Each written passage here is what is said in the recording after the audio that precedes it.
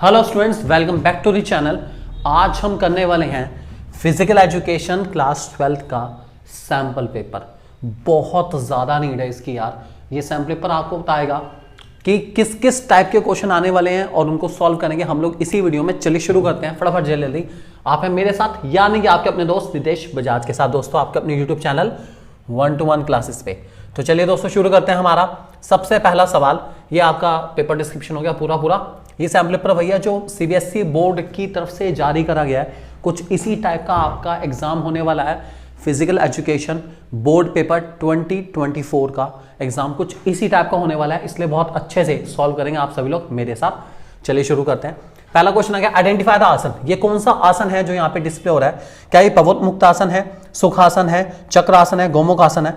तो ऑब्वियसली बात है, सबसे इजी इसमें कौन सा है? ऑप्शन कट करते हैं। सुखासन तो ये बिल्कुल नहीं है। सुखासन वो वाला है जिसमें हम लोग पता है आपको, चौकड़ी मारकर अपना बैठते हैं इस पोज में, ठीक है। चक्रासन में हम लोग बैक, ठीक है, पता है सभी को।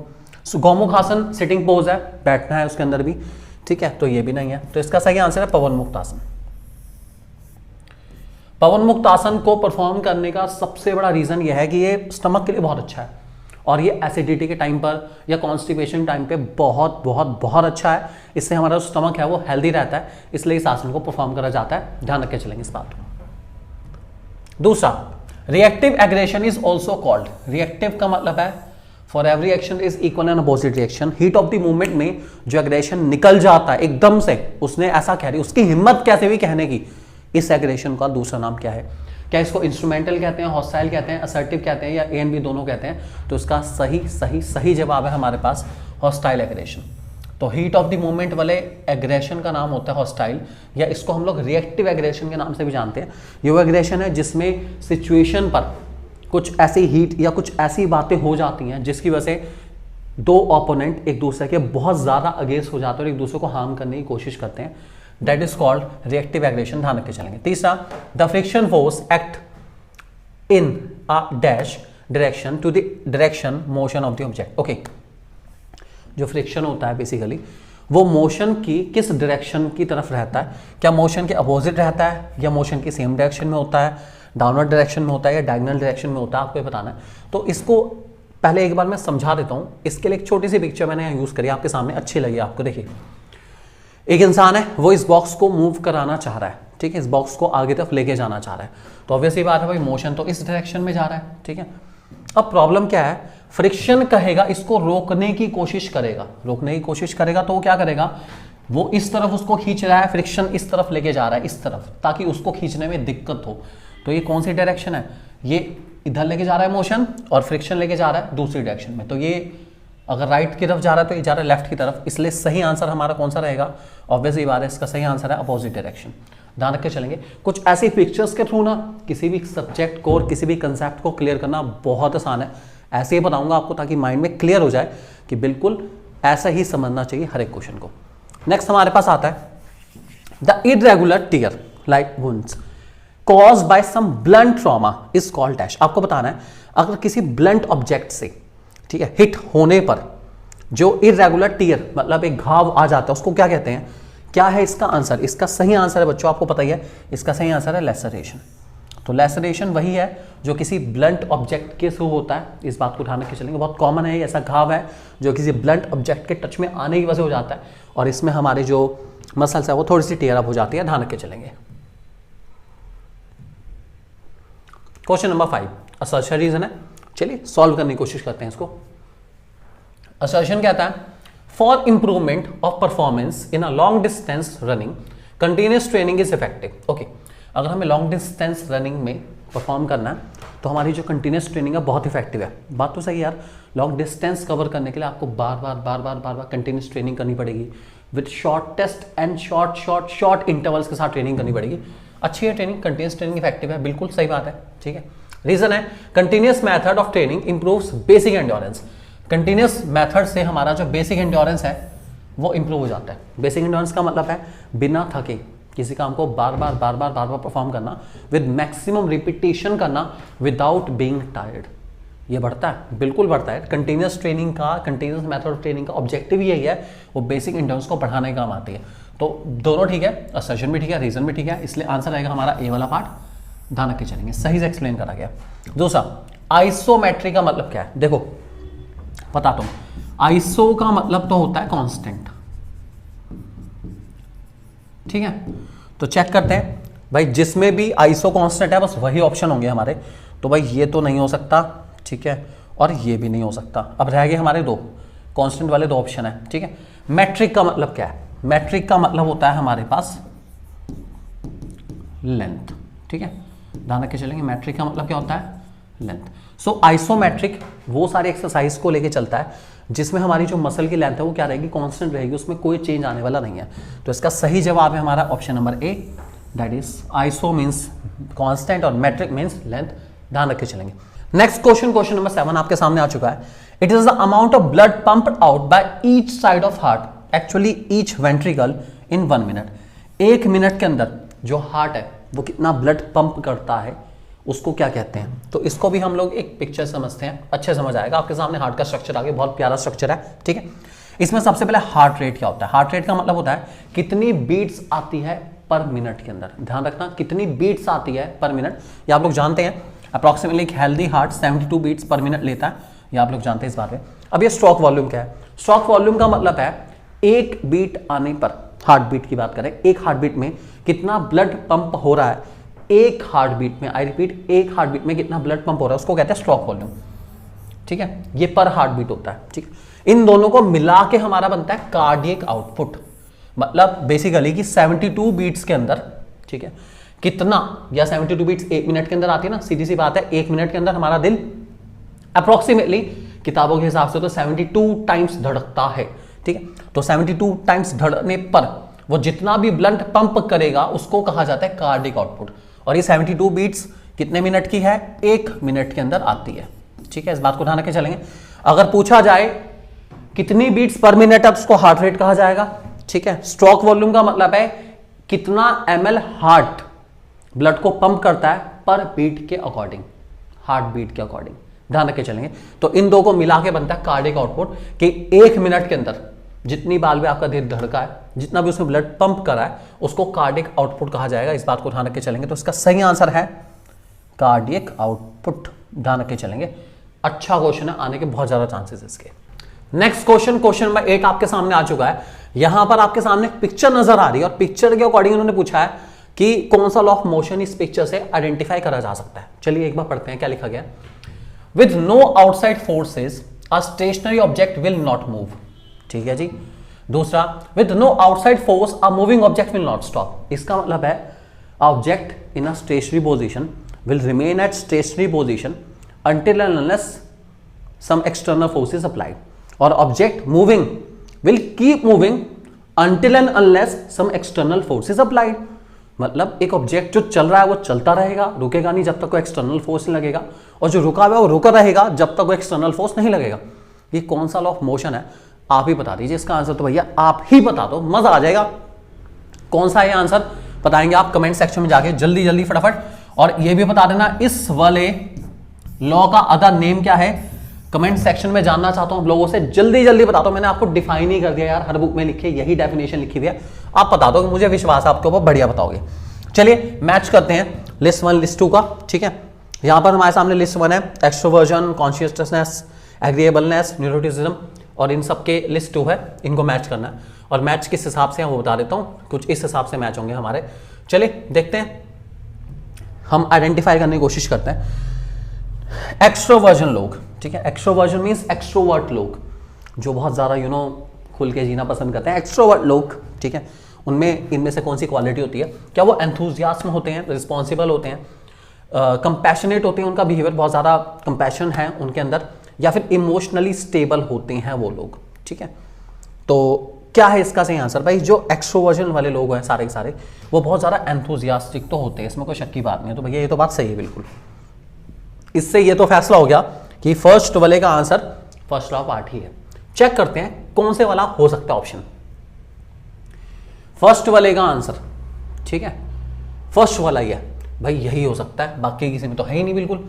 इसका मतलब है ऑप्शन नंबर ए ही करेक्ट होगा। इट मीन्स 1 2 3 4, इसका मतलब सही लगे हुए हैं, ऑलरेडी ऑर्डर में लगे हुए हैं। इट मीन्स कॉन्शियसनेस वाले लोग रिस्पॉन्सिबल होते हैं, हद से ज़्यादा बुकवाम होते हैं ना, बहुत सारा हर चीज़ को लॉजिकल मैनर में रखते हैं, अपना सिस्टमैटिक मैनर में रखने की कोशिश करते हैं, ठीक है। एग्रीएबलनेस वाले लोग बहुत ज़्यादा कंपैशनेट है बिहेवियर के अंदर, अपना सबको मना के चलते हैं, सबको मना ही लेते हैं, बहुत बढ़िया लोग हैं अपना। और लास्ट हमारा न्यूट्रिज्म, ये लोग इमोशनली थोड़े स्टेबल रहते हैं, बस हाँ ये बात है इनका इमोशन थोड़ा नेगेटिव होता है, ये बड़ी दिक्कत है, ठीक है। सो ऑप्शन नंबर हमारा इसके अंदर मैंने आपको बता दिया ए करेक्ट है, बिल्कुल सही सीक्वेंस ए की है। नेक्स्ट क्वेश्चन हमारे पास है again assertion reason, scurvy is caused due to the deficiency of vitamin C. बात तो ठीक है यार, स्कर्वी जो है विटामिन सी की कमी से होता है, बिल्कुल होता है, ठीक है।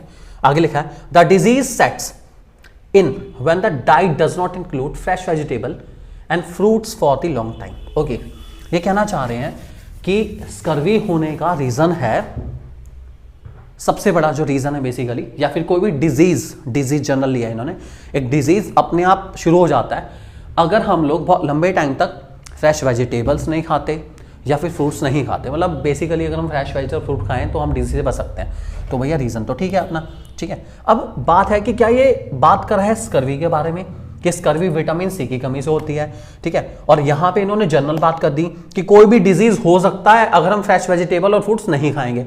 तो बात तो ठीक ठाक से लिखी है, लेकिन लेकिन लेकिन लेकिन लेकिन जो रीजन है वो असर्शन को करेक्टली एक्सप्लेन नहीं कर पा रहा। तो इसका सही आंसर रहेगा हमारे पास बी पार्ट, क्योंकि रीजन जो है वो ऑब्वियस ही बात है, ना तो विटामिन सी के रेफरेंस में है और ना स्कर्वी के रेफरेंस में, इस बात को ध्यान रख के चलेंगे। बाकी रीजन है ठीक, मतलब जनरल देखा जाए तो रीजन ठीक है, बात तो सही लिखी है, उन्होंने गलत नहीं लिखी है।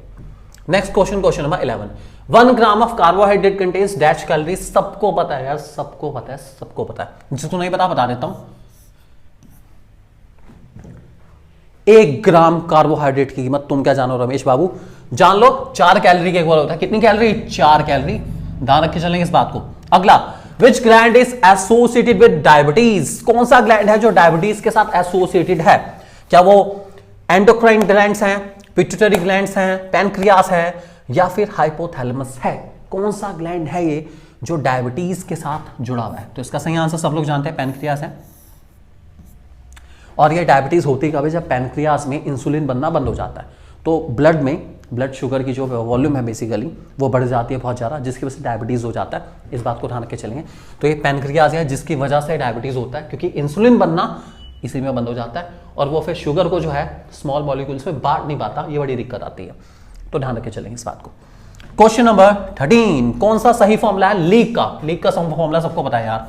लीग का फॉर्मूला आपको बताइए, नंबर ऑफ मैचेस का n ब्रैकेट n माइनस 1/2। ढूंढ लो इनमें से कौन सा सही आंसर है। No, no, yes and no. Option number C is the correct answer. आगे एक क्वेश्चन आपके सामने है, ठीक है, देखते हैं पहले क्या पूछा जा रहा है इसके अंदर, उसके बाद इसको मटेरियल को पढ़ेंगे हम लोग। Which of the following is the best method to organize this kind of tournament? एक टूर्नामेंट ऑर्गेनाइज करना है, कौन से वाला सबसे अच्छा मेथड है इनमें से देखना पड़ेगा हमें। चलो देखते हैं। Mister Gopi, physical education teacher of a reputed CBSE school, has decided to conduct an inter school Kabaddi tournament in his premises after proper drawing of fixtures.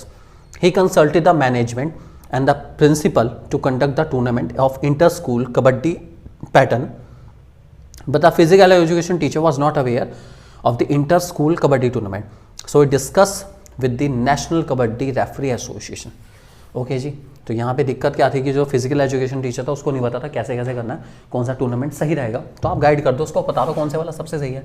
तो भाई जो सबसे सही है, क्या वो नॉकआउट है, लीग है, कॉम्बिनेशन है, राउंड रॉबिन है? तो इसमें सबसे बेस्ट जो रहता है इंटर स्कूल मैचेस में वो रहता है हमारा लीग टूर्नामेंट। लीग टूर्नामेंट की सबसे बड़ी खासियत यह है कि सब टीम को अपनी काबिलियत शो करने का मौका मिलता है। इसमें ये नहीं नॉकआउट में क्या है कि जो हारा बाहर, जो हारा बाहर, जो हारा बाहर, ऐसा नहीं। सबको अपनी काबिलियत शो करने का मौका मिलेगा, ठीक है। उसके बाद जो मैचेस वो प्ले करेंगे उसमें उनको नंबरिंग मिलेगी, उस नंबरिंग के बेसिस पर फाइनल की टीम चूज़ करी जाएगी, ऐसा होता है। तो ये अच्छा टूर्नामेंट है, बढ़िया है अपना, इसलिए इसको इंटर स्कूल मैचेस में ज़्यादा प्रेफर करा जाता है। ध्यान रख के चलेंगे, बोलेंगे नहीं। Question number 15, school management need to recognize the essential place of physical activity in the education of children with special needs. Okay, देखते हैं भाई, ठीक है। Which of these is not the result of physical activities in children with special need? मतलब इनमें से कौन सा फिजिकल एक्टिविटीज कराने पर नहीं हासिल हो सकता चिल्ड्रन विद स्पेशल नीड्स या दिव्यांग को नहीं मिल सकता। तो क्या दिव्यांग लोगों का या CWSN लोगों का कॉन्फिडेंस बढ़ता है? बढ़ता है, कोई दिक्कत नहीं। इंडोरेंस में इंप्रूवमेंट आता है, मीन्स वो एक एक्टिविटी बार बार कर सकता है बिना थके, बिल्कुल। देखो फिजिकल एक्टिविटी में इंप्रूवमेंट तो आ ही रहा है, ऑब्वियस सी बात है। क्या इससे डिप्रेशन बढ़ता है? फिजिकल एक्टिविटी करने की वजह से क्या चिल्ड्रन विद स्पेशल नीड्स में डिप्रेशन बढ़ जाएगा? वो और परेशान होना शुरू हो जाएंगे कि यार हम कर नहीं पा रहे, हम कर नहीं पा रहे, हम कर नहीं पा रहे। ऐसा नहीं हो सकता भाई, बिल्कुल भी, क्योंकि जो स्पोर्ट्स है वो उनके हिसाब से डिजाइन करा जाता है, जो उसके इक्विपमेंट्स उनके हिसाब से डिजाइन करे जाते हैं, तो ऐसा नहीं हो सकता बिल्कुल भी। इसलिए यही पंगा है।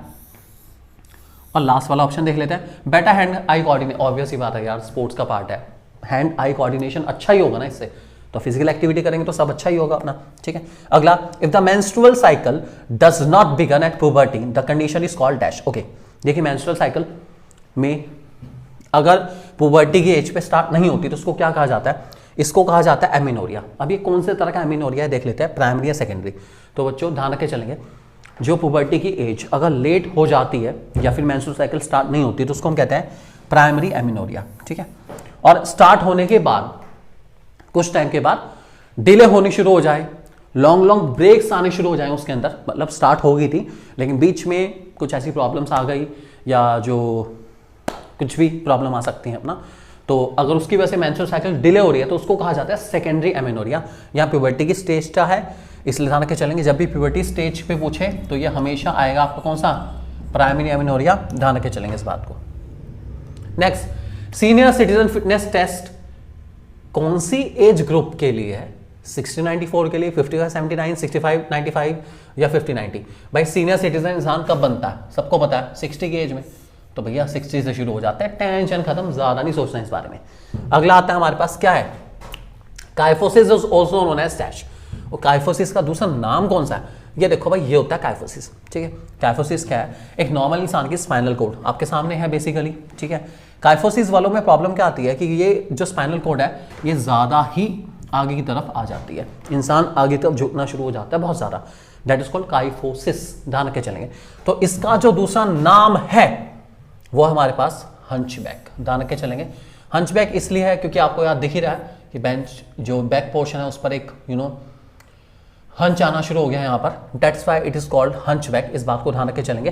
तो ये थे हमारे कुछ MCQs जो कि इस सैम्पल पेपर में आ रखे हैं, मैंने आपको सॉल्व कराने की कोशिश करी। आई जस्ट होप आपको वीडियो अच्छी लगी होगी और आपको जो MCQs हैं उनके जो सॉल्यूशन मैंने आपको बताए हैं, कुछ पिक्चर से समझाए हैं, आपको समझ आ गए होंगे फॉर श्योर। और ऐसे ही अमेजिंग मटेरियल के लिए जल्दी से सब्सक्राइब करिए आपका अपने यूट्यूब चैनल 1-to-1 क्लासेस। और बहुत अमेजिंग फिजिकल एजुकेशन का कोर्स हमारी ऐप पर बहुत जल्दी आने वाला है, जनवरी मिड तक आ जाएगा। जल्दी से फटाफट सब्सक्राइब कर लो चैनल और उसका भी लिंक आपको मिल जाएगा ताकि आप उसको अच्छे से देख पाएं और बहुत अमेजिंग तरीके से तैयारी कर पाएं। Thank you very much and God bless you all.